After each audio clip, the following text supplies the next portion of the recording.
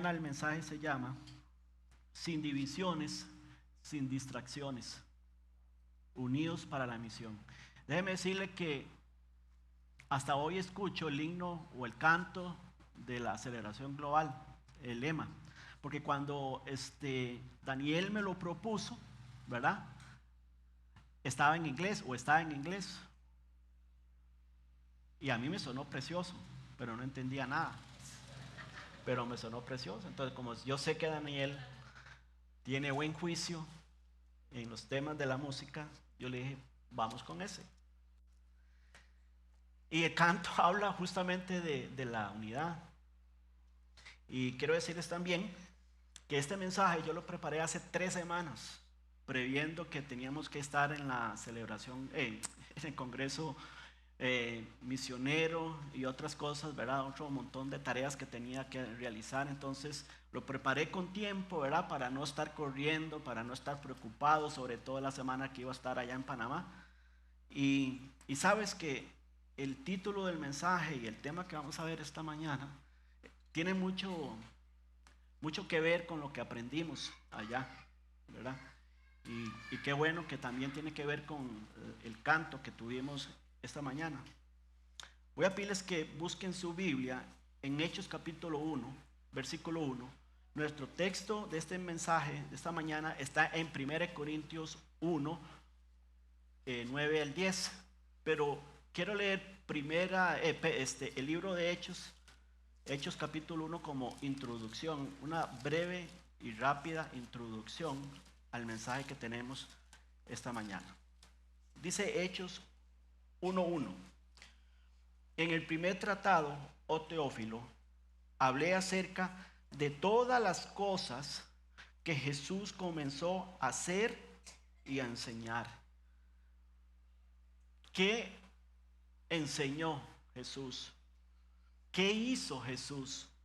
¿Cuál era el propósito de las cosas que él hizo y cuál era el propósito de enseñar lo que él enseñó? Él por supuesto mostró amor, mostró compasión, fueron cosas que él hizo y comenzó a enseñar, pero todas estas cosas, amor, compasión y enseñanza, tenía que ver con la misión. Dice versículo 2, hasta el día que fue recibido arriba, después de haber dado mandamientos por el Espíritu Santo a los apóstoles que había escogido. Dios o el Señor Jesús, aún después de su resurrección, estuvo con sus discípulos recordándoles vez tras vez la gran comisión. Versículo 3 dice, a quienes también después de haber padecido se presentó vivo con muchas pruebas indubitables, apareciéndoles durante 40 días. ¿Y qué les hablaba el Señor Jesús a sus discípulos?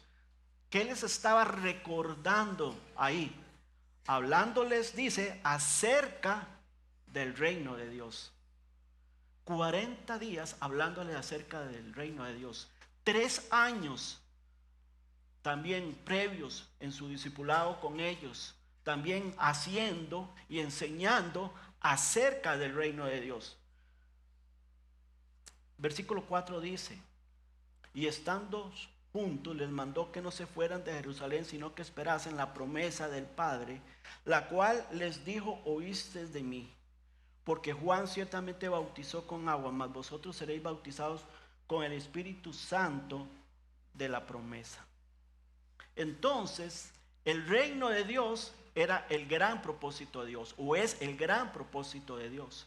Y aquí el Señor está trasladando esa responsabilidad, esa tarea ahora a sus discípulos y por supuesto también a su iglesia.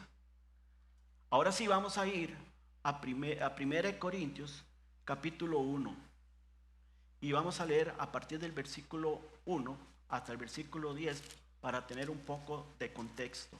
Pero el versículo 9 y 10 son los 2 versículos en que voy a centrar el mensaje de esta mañana.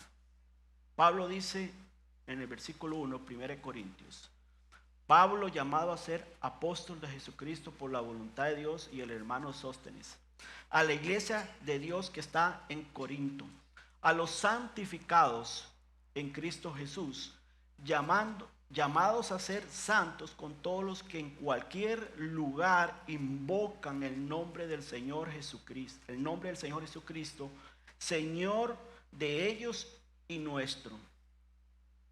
Gracia y paz a vosotros, de Dios nuestro Padre y del Señor Jesucristo. Versículo 4 dice: gracias doy a mi Dios siempre por vosotros, por la gracia. Pablo dice por la gracia, es decir, por el favor. Gracia es favor, bendición que no merecemos. Entonces Pablo dice: gracias doy a mi Dios siempre por vosotros, por la gracia de Dios que os fue dada en Cristo Jesús.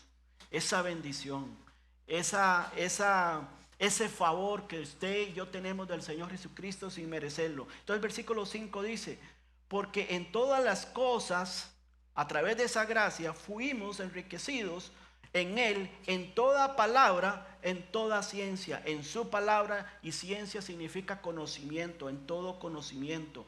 Versículo 6 dice: así como el testimonio acerca de Cristo ha sido confirmado en vosotros.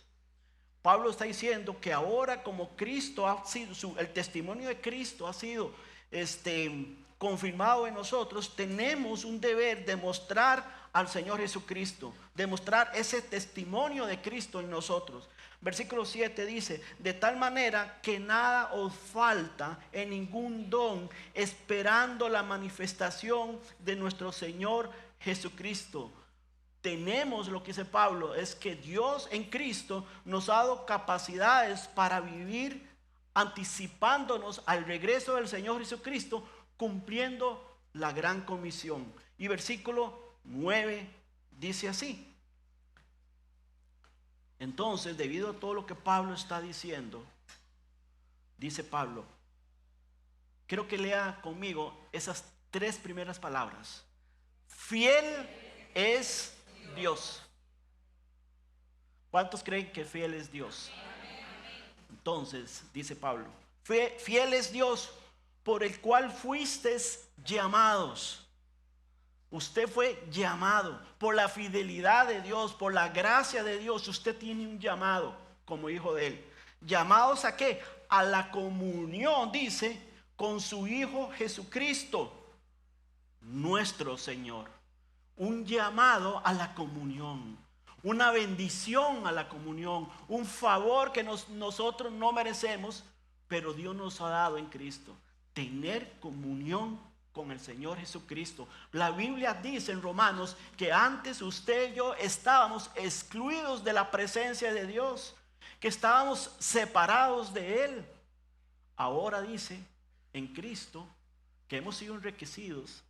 Ahora en Cristo, por esa fidelidad de Dios, tenemos un llamado.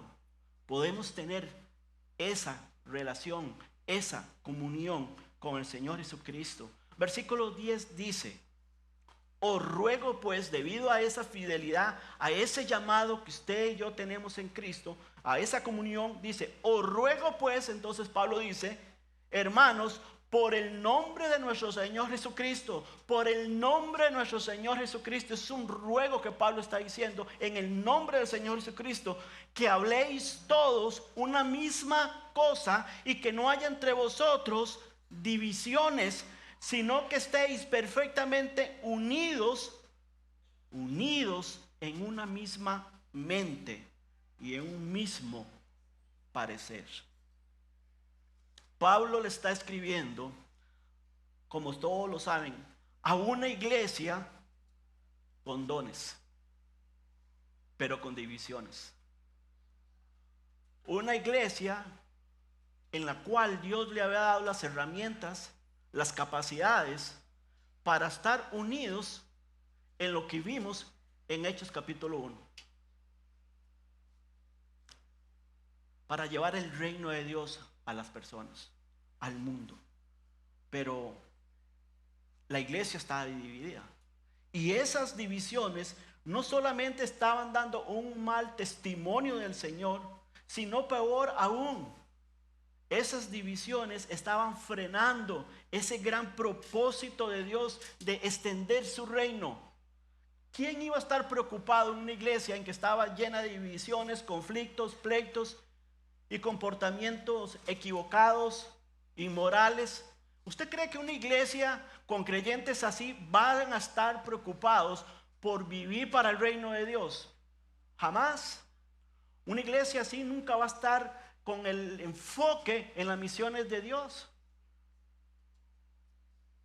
Pero Pablo está preocupado por esta iglesia, para que esta iglesia entendieran que tenían un llamado. Y lo que me agrada de Pablo aquí, entendiendo en la situación que estaba esta iglesia, Pablo comienza no regañándoles, sino recordándoles la fidelidad de Dios, el llamado a la comunión con Cristo de una manera individual y también colectiva, y también haciendo el llamado para que la gente, la iglesia misma, viviera para el reino de Dios, unidos y enfocados. Mi primer punto esta mañana, de este mensaje, hermanos, en base a lo que dice este texto, es que la comunión con Jesucristo es el punto de partida. No podemos vivir para el reino de Dios, no podemos extender el reino de Dios como iglesia sin antes no tenemos una comunión con Jesucristo. La comunión con Cristo es la base entonces de todo lo demás. Nuestra misión comienza con una relación. Y Pablo dice que fuimos llamados por un Dios fiel a compartir nuestra vida con su Hijo. En otras palabras, hermanos, todo comienza con Dios, no con nosotros. No podemos ir a las misiones, no podemos dar testimonio del Señor Jesucristo donde quiera que usted o yo estemos, si no tenemos una verdadera relación con el Señor Jesucristo. Porque cuando no hay una relación con Jesucristo, nuestra vida no camina con el Señor. Damos tumbos equivocados, tomamos decisiones equivocadas, damos mal testimonio de Jesucristo. Pero el gran llamado de Dios, la misión del Señor, comienza entonces con Él, no con nosotros.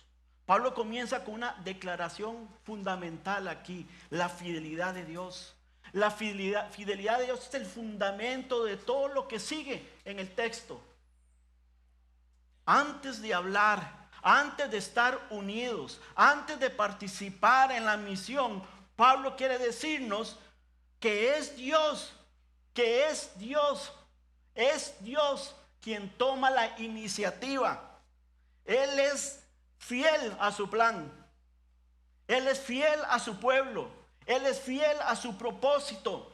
Entonces, en ese sentido, fuimos llamados a la comunión con Cristo, no contratados. No fuimos reclutados por méritos propios o por capacidades personales para tener relación con Dios o conocimiento del Señor. Somos llamados por gracia, invitados a una relación viva con el Señor Jesucristo, porque Dios es fiel. No se trata entonces primero de hacer cosas para Dios, sino estar primero con Dios. La comunión con Cristo es la base de la unidad y de la misión. Sin Él no hay nada entonces que edificar, porque Él es el fundamento. De Él viene el poder. Todos sabemos que la palabra comunión significa koinomía. Y koinomía con Jesús es compartir su vida, su amor, su carácter. Aprender de Él, de su amor, de su carácter. De tener comunión con esto. Y esto es el amor, o es lo que nos impulsa a todos los demás. Nuestra relación con el Señor. Si no hay si no hay comunión, cualquier misión, cualquier servicio se vuelve vacío, se vuelve vano. Pablo lo dice en una de sus cartas también. Un ejemplo de lo que estoy diciendo lo encontramos en En Lucas capítulo 10, 38 al 42. El ejemplo es Marta y María. El texto de Lucas 10, 38 dice: aconteció que yendo de camino entró en una aldea y una mujer llamada Marta le recibió en su casa. Esta tenía una hermana que se llamaba María, la cual sentándose a los pies de Jesús oía su palabra. María había sido llamada a la comunión con el Señor. Y ella está dándole prioridad aquí a la comunión con el Señor. Oía su palabra. Su hermana Marta, dice, se preocupaba con muchos quehaceres y acercándose dijo: Señor, ¿no te da cuidado que mi hermana me deje servir sola? Dile pues que me ayude. Respondiendo Jesús le dijo: Marta, Marta, afanada y turbada estás con muchas cosas, pero solo una cosa es necesaria. Y dice el Señor Jesús: María ha escogido la buena parte, la cual no le será quitada. Marta estaba ocupada sirviendo, pero estaba a la vez, según el texto, distraída y cargada, preocupada. María eligió sentarse a los pies del Señor para escucharle. Pero el Señor Jesús no corrigió de una manera a Marta grosera. Jesús no le está diciendo: mira, Marta, tu servicio no es correcto. No, el Señor no le corrigió eso. No corrigió el servicio de Marta, sino que la enfocó. No la regañó, la enfocó. Y sabes, eso es lo que el Señor quiere esta mañana, hablarnos a nosotros. Primero, enfocarnos en Él, en Él. Porque cuando estamos como Marta, haciendo y haciendo y sirviendo y haciendo y terminamos preocupados.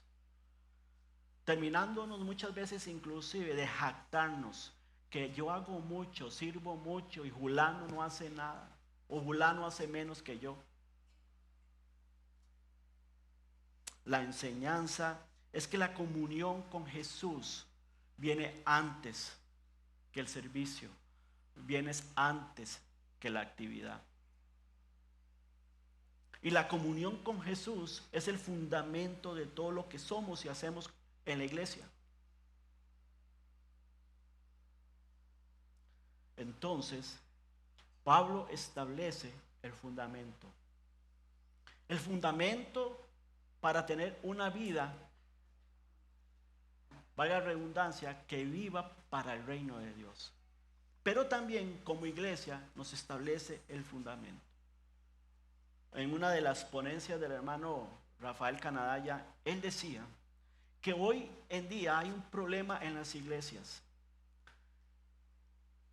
Está la cristología, la bibliología y la misionología.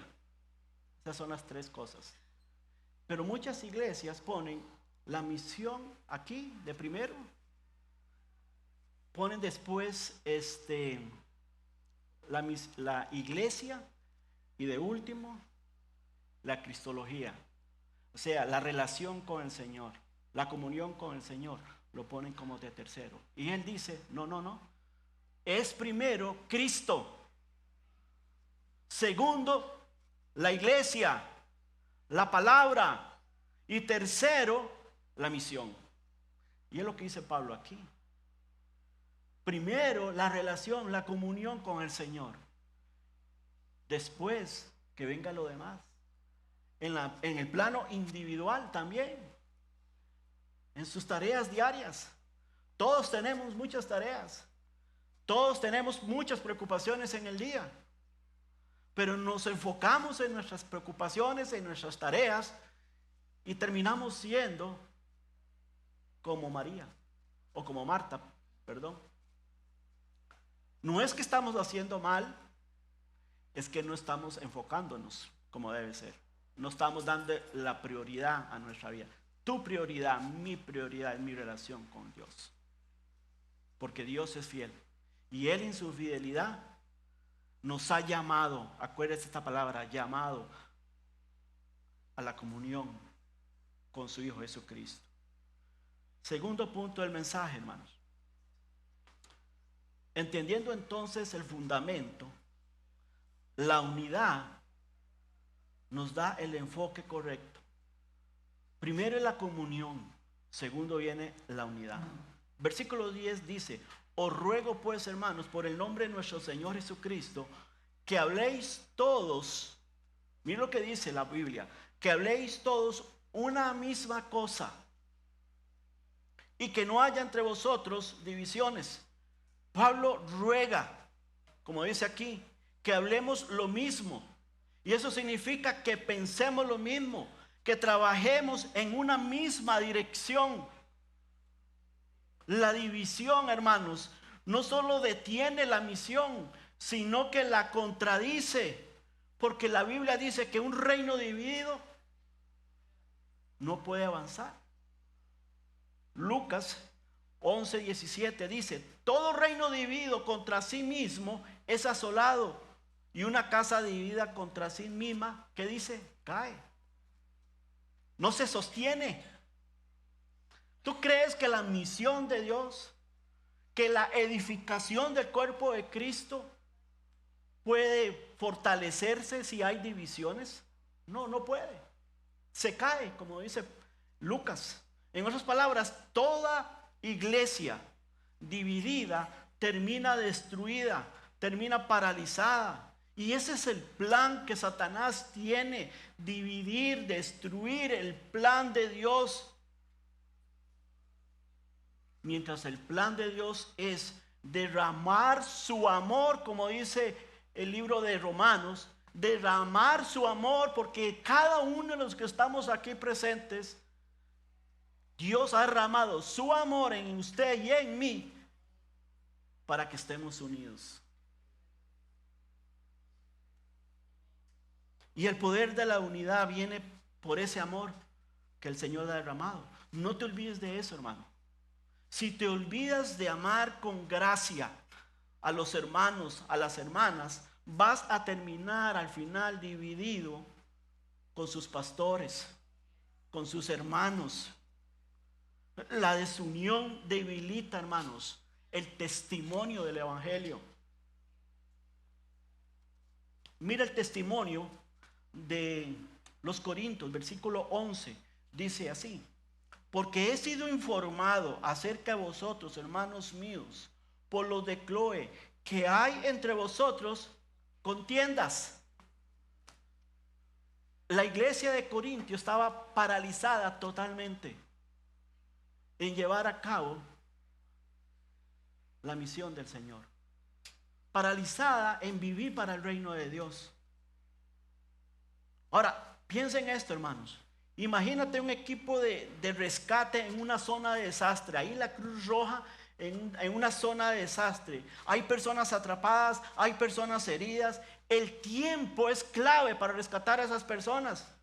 Pero imagínense a este grupo de socorristas que estén trabajando juntos y de pronto el equipo comienza a discutir. Uno quiere usar su propio método de búsqueda. Otro piensa que deberían ir a otro lugar. No, aquí no, vamos a aquel lugar que hay mayores edificios destruidos, qué sé yo. Otro discute las directrices hasta del líder del equipo. Otros comienzan a hablar mal de sus compañeros, de sus jefes, de sus líderes, en cómo se están haciendo las cosas. ¿Cuál va a ser el resultado de eso? Mientras ellos discuten, las personas siguen atrapadas ahí, ¿no es cierto? Y el rescate se retrasa y el sufrimiento aumenta. No por falta de recursos. No por falta de recursos. Ni por capacidad. Porque para eso están preparados sus hombres. Sino por falta de unidad. Usted ve esa foto ahí. O esa imagen. Ahí están juntos. Unánimes. Trabajando en un lugar. Rescatando. ¿Sabes? Lo mismo pasa con la iglesia. con la iglesia, cuando nosotros permitimos esas divisiones, esas discusiones, yo opino esto, el otro opina esto, yo voy en esta dirección. Cuando eso pasa, el mundo sigue perdiéndose en la tragedia del pecado. Y sabes, la misma urgencia que vimos en la foto anterior de gente de ser rescatada, es la misma urgencia que tenemos hoy en el plano espiritual. Y este es el equipo de rescatistas que el Señor ha establecido aquí en Atillo para ir a rescatar personas atrapadas espiritualmente en su pecado, en nuestra comunidad y hasta lo último de la tierra. No estamos aquí para demostrar quién tiene la razón, sino para anunciar a aquel que es la verdad. Para eso estamos aquí. Nunca debemos desenfocarnos de esto. Mira esto, hermanos. Mire cómo la Biblia lo dice. Antes de Pentecostés, los discípulos estaban unánimes. Y estaban unánimes buscando juntos el propósito de Dios. Hechos 1:14 dice: todos estos unánimes en oración y ruego con mujeres y con María, la madre de Jesús, y con sus hermanos, estaban unánimes orando. Y cuando nosotros hacemos el llamado aquí a que nos juntemos el miércoles a orar, no hay ese grupo, no hay ese esfuerzo por venir a orar. ¿Sabe por qué? Porque casa de oración es orar para que Dios use esta iglesia hacia afuera. Y no nos preocupa a nosotros eso. No, eso nos importa. Yo hoy el domingo, yo oro en la casa. Piensa en esto. ¿Qué hubiera pasado si el Señor Jesús les dice a sus discípulos ahí cuando le está dando las directrices? Mire, bueno, hijitos, váyase cada quien para su casa y estén orando fervientemente, porque en cualquier momento viene el Espíritu Santo sobre sus vidas. ¿Fue como Dios lo estableció? No. Unánimes en el aposento alto, reunidos, juntos, orando. Unánimes en oración. No solamente unánimes en el servicio, sino unánimes en la oración. ¿Sabe? La unidad verdadera inicia ahí, cuando la iglesia se junta a orar. Y muchos, yo oro, hermano, por las oraciones que usted pasa los martes. Yo oro aquí en mi casa, con mi esposa, con mis hijos, yo oro. Si es que lo hace. Si es que lo hace. No es eso. No es eso, hermanos. Iglesia, no es así. Si tú piensas que eso no tiene trascendencia, estás equivocado. Porque el Señor establece la unanimidad en la oración. Cuando vino el Espíritu Santo en este día de Pentecostés y comenzó la misión de la iglesia, ¿cuál fue la clave? Dice la Biblia en Hechos 2:1. Cuando llegó el día de Pentecostés, estaban todos como unánimes juntos. Ahí empezó la misión de Dios. Ahí empezó la iglesia. En Hechos capítulo 2. ¿Tú crees que Pedro se hubiera levantado, hubiera dado ese discurso, ese sermón, si él hubiera estado en su casa ahí orando? Cada quien en su casa, ¿no? Unánimes proviene de la palabra latín unanimis, que tiene dos divisiones. Unus, que significa uno. Animus, que significa ánimo, alma, mente. Literalmente significa una solamente, un solo ánimo. Y eso implica unidad de pensamiento y unidad de propósito. Nadie puede decir en esta iglesia que la iglesia Manuel no tiene propósito. Nadie puede decir que la iglesia no sabe hacia dónde va cuando tenemos una declaración de propósito y estamos enfocados en eso, ¿o no? Entonces, esa unidad de pensamiento, ese propósito que Dios está trazando, hermanos, es necesaria la unidad. La desunión en el cuerpo de Cristo no es algo que debe verse como algo natural. Y por lo tanto, no es así. Debe más bien sanarse. Debe sanarse. Cuando el evangelio avanza y el testimonio de Cristo era visible en toda Jerusalén, la unidad era esa sinergia. Vean lo que dice Hechos 4:32, dice: y la multitud de los que habían creído era de un corazón y una alma, y ninguno decía ser suyo propio nada de lo que poseía, sino que tenían todas las cosas en común. Hermanos, la unidad no es solo, es algo interno. La unidad también es para luchar juntos por el avance del evangelio de Jesucristo, por el avance del reino de Dios. Aquí estamos viendo que la multitud de los que habían creído tenían un corazón, una alma, un propósito, uno solo. Hay una exhortación fuerte, hermanos, en la Biblia a tener el mismo sentir que también hubo en Cristo Jesús. Filipenses 2:1 al 2 dice: por tanto, si hay alguna consolación en Cristo, si algún consuelo de amor, si alguna comunión en el Espíritu, si algún afecto entrañable, si alguna misericordia, completad mi gozo, sintiendo lo mismo, teniendo el mismo amor, unánimes, sintiendo una misma cosa. Es claro, hermanos, que bíblicamente la unidad no viene por estar juntos. Aquí estamos juntos todos, ¿o no?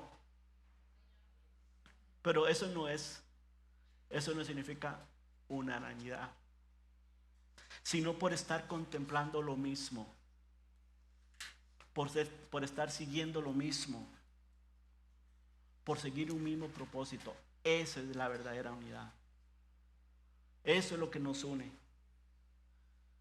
Filipenses 2:2 dice: completad mi gozo, dice Pablo, sintiendo lo mismo, teniendo el mismo amor, unánimes, sintiendo una misma cosa, pensar, sentir, hablar lo mismo, centrados en Cristo, alineando nuestro corazón, nuestra mente, nuestros propósitos con Dios y su misión.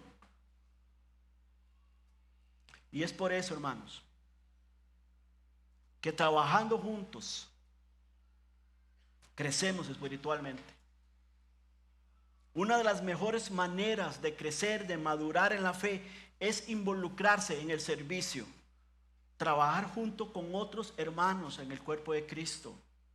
Y conforme vamos ejercitando esos dones que Dios nos ha dado, esas habilidades, esas capacidades, vamos a ser capaces de ver la obra de Dios en y a través de cada uno de nosotros.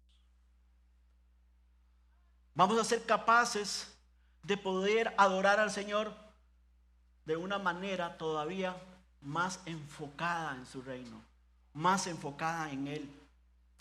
Así es como usted y yo vamos a ejercitar, vamos a crecer espiritualmente. Eso es como cuando usted se ejercita físicamente. Cuando usted se ejercita físicamente, ustedes jóvenes que hacen bastante ejercicios, bueno, ahora Fran hace ejercicios también, ¿verdad? Sí, él está haciendo ejercicios, ¿verdad? Dígame una cosa, para los que hacen ejercicios, ¿verdad que usted se siente con más energía? ¿Se siente más saludable? ¿Sí o no? Ustedes los que hacen eso, cuéntenme. Se sienten con mayor fuerzas, ¿verdad? Bueno, yo te voy a decir algo, hermanos. Yo fui un del médico. Y tengo una situación ahí, ¿verdad? En el corazón ahí. Y el médico me dice, mire, usted puede revertir eso, pero para poder revertir esta situación, yo necesito que usted se someta a una dieta, 3 meses, te voy a dar esto, 3 meses. 3 meses para que se someta a esta dieta. Cero carbohidratos. Mi dieta es 100% carbohidratos. Los carbohidratos es lo que más me gusta. Imagínense, yo creo que a todos. Cero. Segundo, tienes que hacer ejercicio. ¿Cuánto, doctor? Todos los días. Descansa el domingo si quiere. Todos los días. 3 meses. En 3 meses vas a venir, te vamos a volver a hacer el examen para ver si usted logró revertir, su cuerpo puede revertir su padecimiento. Él me dijo, lo hago con usted porque creo que estás a tiempo de revertirlo. Pues, no me van a creer tal vez, pero yo tengo 1 mes de haber iniciado esa dieta. Ve, hermanos, te lo digo sinceramente, yo prefiero el postre que el almuerzo. Así he sido siempre. Yo no puedo vivir sin pan, soy como Alex Torres. Y créanme, he hecho lo que el doctor me ha dicho en 1 mes. 0 carbohidratos hasta que llegué a Panamá con Fran. Él es el culpable.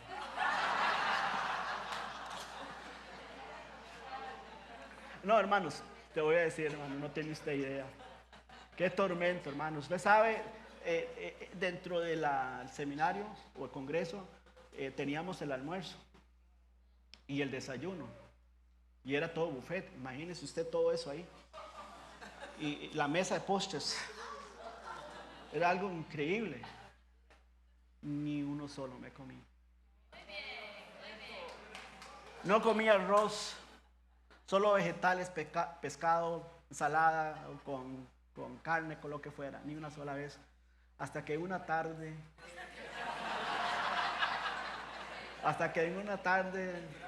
ahí Fran y yo fuimos a tomarnos un café a una cafetería árabe y repostería árabe. Yo en mi vida había comido eso y vi algo tan delicioso. Y yo digo, Señor. Pero era así, hermano, no es mentira. Fran, era así, los rollitos. ¿Cómo se llamaban? No me acuerdo el nombre. Tenían un nombre ahí, árabe. Me comí uno y medio. Fue esa vez. Y el día jueves,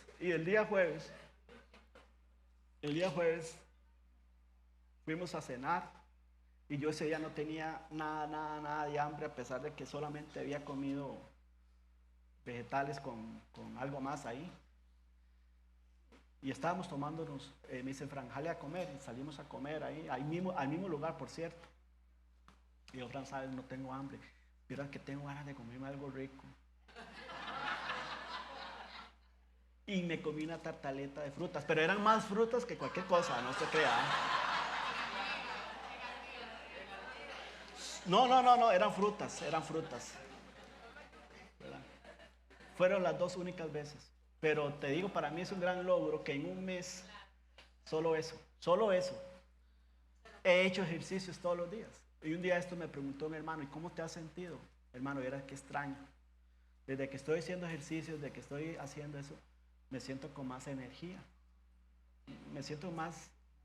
Con más energía. Ya no me duermo a las 2 de la tarde ahí en el escritorio. ¿En serio? Ya no.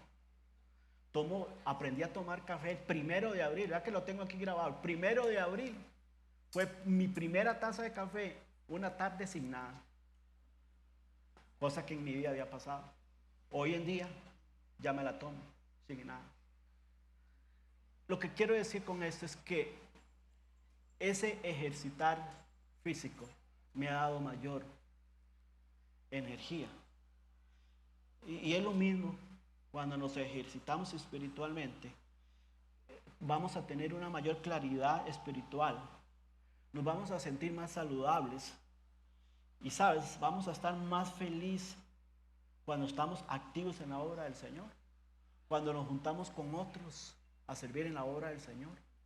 No hay mayor gozo que servir al Señor, hermanos. Sinceramente se lo digo, no hay mayor gozo. Y ahí es donde está esa fuerza espiritual en nosotros. Nos sentimos bien. Dice la Biblia en Efesios capítulo 4:15, dice: sino que siguiendo la verdad en amor, crezcamos en todo aquel que es la cabeza, esto es Cristo. De que en todo el cuerpo, bien concertado y unido entre sí, por todas las coyunturas que se ayudan mutuamente, según la actividad propia de cada miembro, recibe su crecimiento para ir edificándose en amor. Somos parte del cuerpo de Cristo, llamados a trabajar juntos de una manera unánime, a cooperar y a la edificación mutua, mis hermanos. Y el resultado de eso es crecimiento espiritual en tu propia vida.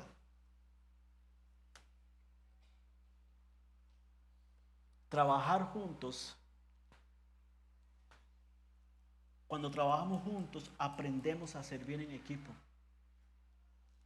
Trabajar en equipo inevitablemente pone a personas con una variedad de dones, tipos de personalidad y experiencias de vida. Pero ¿sabe qué es interesante? Que cuando hay esa comunión con el Señor, cuando hay ese enfoque correcto, el Espíritu Santo nos complementa con nuestras habilidades, con nuestras limitaciones, para servir con nuestras fortalezas en la obra del Señor. Lo que quiero recalcar es que cuando aprendemos a servir en equipo, cada persona aporta algo valioso para el bien común y aprendemos a colaborar, no a competir. Los seres humanos, todos, sin excepción, tenemos algo de eso, o somos competitivos en cierto sentido. Pero en la obra del Señor no debe ver el trabajo, la obra del Señor con un sentido de competencia. La Biblia dice en Filipenses 2, 3, 4, dice: nada hagáis por contienda o por vanagloria, antes bien con humildad, estimando a cada uno a los demás como superiores, dice, como superiores a él mismo, no mirando cada uno por lo suyo propio, sino cada cual también por lo de otros. Hermanos, yo creo que la Biblia es bien clara. Dios es bien claro para nosotros, para decirnos cómo debemos servir, cómo debemos trabajar juntos. Y en este pasaje de Filipenses, Pablo nos está dando actitudes correctas para servir en equipo. Nos está hablando de la importancia de la humildad. Y la humildad es aceptar las diferencias y dejar que otros brillen.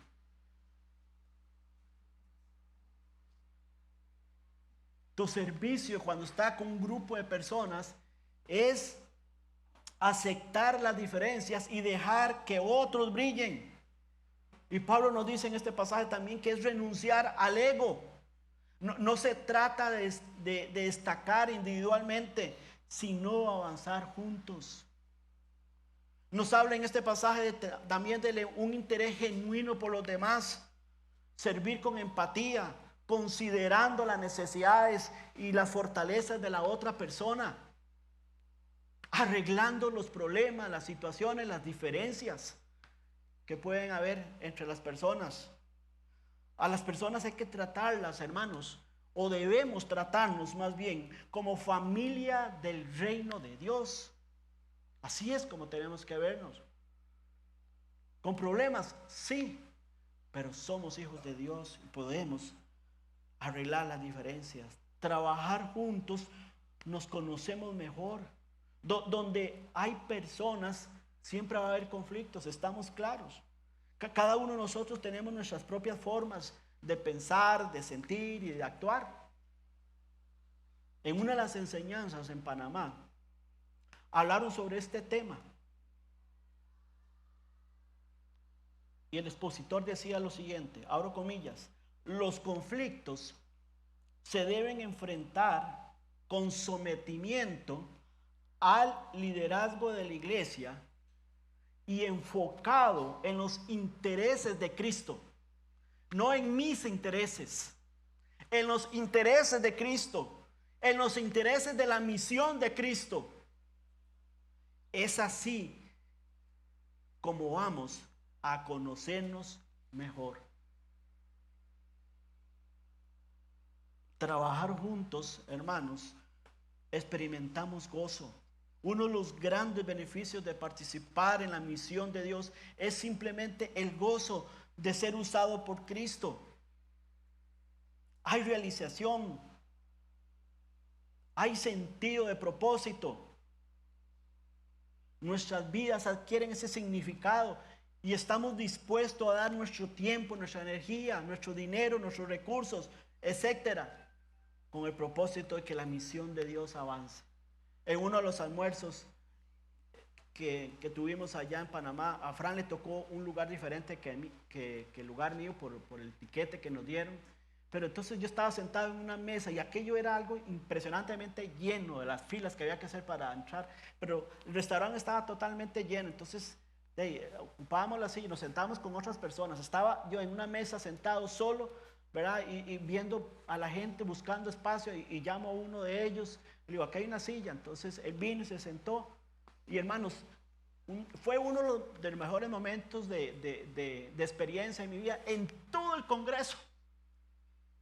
Ese fue como yo le decía a Frank, eso fue una cita divina. Porque fue tan hermoso escuchar a este hombre de Dios. ¿Y usted de dónde es? Bueno, yo soy de Guatemala. ¿Cómo se llama? Rondolfo. ¿Y cuál iglesia? Y dice, bueno, yo soy misionero en Camboya. ¿Y cuántos años tiene? 17 años de ser misionero en Camboya. Ha abierto 10 iglesias allá en Camboya. Y él dice lo siguiente, pero no ha sido fácil. Y empieza a contarme su testimonio, lo que había pasado, lo que ha pasado. Su padre muere, no puede viajar. Sus hijos crecieron ahí, pero regresaron a Guatemala para poder estudiar. Y en una ocasión su hija los llama a ellos y le dice, pa, estoy enfermo. Tiene que ingresar al hospital ella en Guatemala. Y días después que sale, le dice al papá, papá, entré sola al hospital, salí sola del hospital. Y eso fue muy desgarrador para él. Se puso a llorar, porque está en Camboya, no podía venir. Y así situaciones difíciles. Y él empieza a llorar y dice, lo único que me sostiene es la misión. Es ver a estas personas convirtiéndose a Cristo y siguiendo ahora a Cristo. Eso es lo que me sostiene. Y yo digo, ese es el verdadero gozo de un creyente. Que enfrentamos pruebas, sí, pero si estamos enfocados, estamos haciendo lo correcto. Experimentamos ese gozo. Experimentamos gozo cuando trabajamos juntos, unánimes, equipos de trabajo, ministerios, líderes que están acá y que tienen sus propios equipos de trabajo. Ustedes han palpado lo que es experimentar el gozo cuando se trabaja juntos y cuando las cosas salen bien. Y aún cuando salen mal hay gozo. ¿Sabe por qué? Porque en la obra de Dios también se cometen errores. Romanos 12:11 dice, en lo que requiere diligencia, no perezosos, fervientes en espíritu, sirviendo al Señor sin pereza. Sí, hermano, es que yo no estoy de acuerdo con mi líder. ¿En qué no estás de acuerdo con su líder? No estoy de acuerdo en X o Y cosa. ¿Has hablado con su líder o simplemente te sales del grupo? Y cuando hablas con su líder, te sometes a tu líder. Él es el líder, es la persona que Dios ha puesto. Creo que nos falta humildad.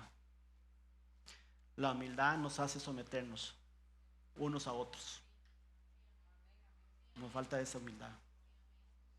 Si usted no tiene la humildad, pastor, yo no estoy de acuerdo con el rumbo de la iglesia, con el nuevo rumbo de la iglesia. Vieras que no estoy de acuerdo en esta u otra cosa. ¿Y por qué no habla con su pastor? ¿Por qué tienes que tomar tus propias decisiones o hacer otras cosas diferentes? Falta de humildad. Se lo digo honestamente. Sometimiento a Dios y unos a otros. Entonces, como no estoy de acuerdo, empiezo a hacer comentarios por debajo.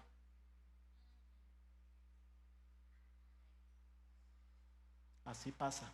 ¿Tú crees que eso es de Dios? No. Puedes tener razón, déjeme decirle, en lo que estás pensando. Puedes tener razón en lo que estás creyendo. Pero hable con su pastor.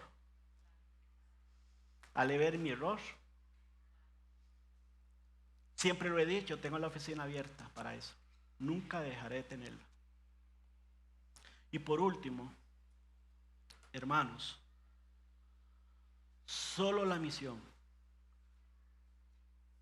Solo la misión. Que nada nos desvíe. Que nada nos desvíe. Porque ese es el único propósito de Dios para su iglesia. Su misión. Por supuesto, en el plano individual, nuestro crecimiento, nuestra madurez, nuestro servicio. Pero todo va en función de la misión de Dios. En función de su reino, como vimos ahí en Hechos. Pablo no sugiere, él ruega por la unidad. ¿Sabe por qué Pablo ruega por la unidad? Porque la misión lo vale. La misión lo vale. La unidad no es uniformidad, como dije, sino caminar con un mismo propósito. Que nuestro propósito sea glorificar a Cristo. Que nuestro propósito sea anunciar a Cristo. No nos distraigamos en nuestras diferencias. Nos distraemos muchos en eso. Enfoquémonos en lo que es eterno, en lo que realmente vale. Satanás, hermano, ¿sabes? Satanás no le tiene miedo a una iglesia numerosa. Para nada le tiene miedo. Pero sí a una iglesia unida y enfocada en la misión de Dios.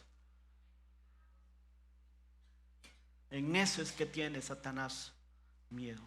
Cuando una iglesia unánimemente se une al propósito único de Dios, glorificarle a Él, anunciar su salvación, hacer discípulos desde nuestra comunidad y hasta los confines de la tierra. Si Dios es fiel, si Cristo es nuestro centro, si la palabra es nuestra norma y autoridad, y si estamos unidos, entonces que nada nos desvíe del gran propósito de Dios, su misión y hacer discípulos.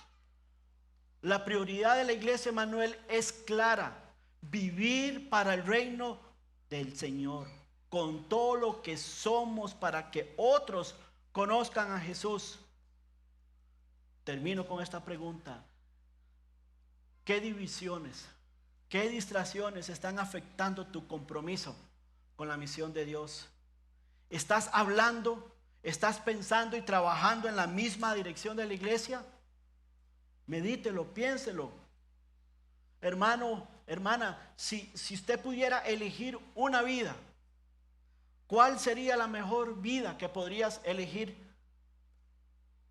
Quizás sea una vida libre de problemas, la que usted decidiera elegir. Quizás sería una vida con recursos, pero libre de trabajo. Quizás sería una vida de una estrella de Hollywood, o una vida de éxito profesional, material, quizás. Esa sería la vida que usted elija. Pero sabe, la mejor vida que usted puede vivir es una vida en el servicio al Dios del universo, al que te rescató, al que vino para rescatarte y para darte una salvación grande y una esperanza eterna.